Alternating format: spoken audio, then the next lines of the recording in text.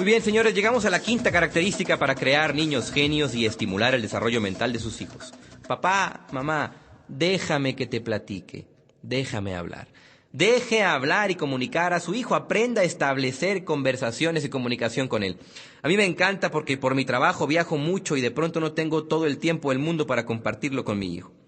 Pero siempre le llamo por teléfono y le llamo a Juan Pablo, él agarra el teléfono, hablo con él y le digo, ¿quién soy? Y él me dice, papá, ¿sabes que te quiero mucho? Ti. ¿Sabes que estás muy guapo? Ti. ¿A quién te pareces? A papá. Y entablezco una conversación con él y le digo, ¿cómo hace el indio? Y él me dice, ¿cómo hace el elefante? Y me hace el sonido del elefante. Y le digo, ¿cómo se llaman las cucarachas? Cuca. Y le digo todas las palabras que aprende, que le he enseñado, que hemos aprendido juntos. Y él me las comunica. Y de esa manera él se siente que está platicando con papá.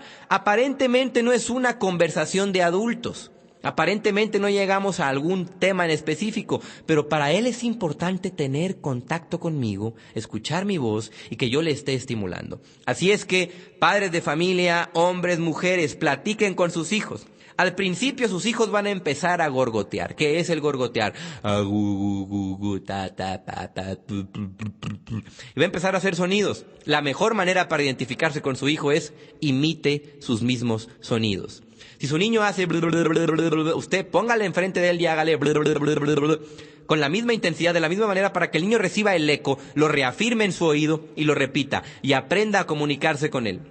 Me acuerdo cuando Juan Pablo era más pequeñito, tenía como 1 año, 2 meses, agarró un tiempo por decir papá, pero para él no significaba papá, sino simplemente era un sonido que él decía papá. Entonces yo platicaba con él y le decía papá, y él decía papá, y le decía papá, papá, papá, papá, y él decía papá, papá, papá, papá. Le decía fuerte papá, y él decía papá, le hacía quedito papá, y Juan Pablo me hacía papá. Es decir, con 2 simples sílabas papá, entablábamos toda una conversación y él se reía y se emocionaba porque hablaba conmigo con 2 simples sílabas. Es posible, señores, comunicarse con sus hijos a temprana edad. Repitan sus frases. No quieran llegar a decirles, mocoso, tonto, tarugo, ¿no sabes hablar? Pues claro que no sabe hablar. Empiece a estimularle su lenguaje poco a poco. ¿Y cómo? De manera natural. Los sonidos que su hijo imita, usted repítaselos. De la misma manera, las palabras que su hijo emita, repítaselos. Y le va a parecer tonto y ridículo, pero si su hijo ya se aprendió 4 o 5 palabras, estéselas preguntando constantemente.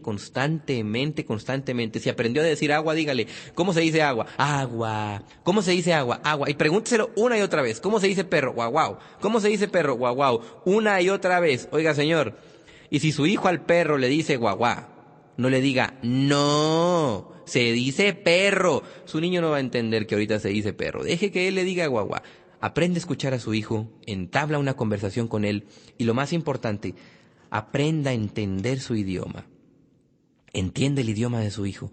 Su hijo tiene una manera de comunicarse con usted. Su rostro, su cara. Las madres deben de ser más especialistas en estos. Deben de entender que el hijo llora de diferentes maneras. Llora de hambre, llora de dolor, llora de cariño, llora de frío. El niño aprende a comunicar a través de su llanto. Aprende a entenderlo. Porque hay muchos niños que lloran de berrinche.